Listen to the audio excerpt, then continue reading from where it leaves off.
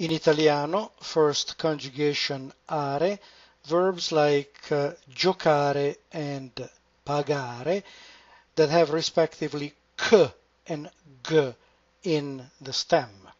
Giocare to play, pagare to pay. Let's look at the stem, and we see that they end respectively with k, the hard k, or g. Here we have the subject pronouns, io, tu, lui, lei, noi, voi, loro. And again, here the infinitive of the verb divided in stem and ending. Let's write the stems quickly, and then we get to the endings. And we must remember that we must preserve the hard sound k. Gioco, no problem.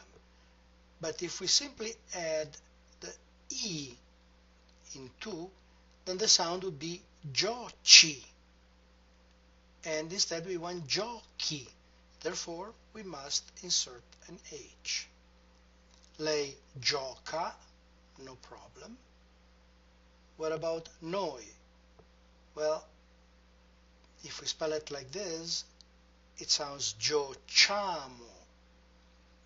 Therefore, we have to insert H to get giochiamo. Giocate, no problem. And then giocano, always remember to retract the stress. So, tu giochi and noi giochiamo, in order to preserve the sound k, must insert an H. The same thing happens with verbs that have g in the stem. Subject pronouns. And now the verb forms one by one. Pago, tu paghi, and this is how we have to write paghi with the H, H. Lui paga, lei paga, and then we come to noi, and noi paghiamo. In order to have the sound g, we have to insert H. Voi pagate, and loro pagano, with the accent or stress retracted. Let's go back to another set of verbs, and let's look at mangiare, which means to eat, and cominciare, which means to start, to begin.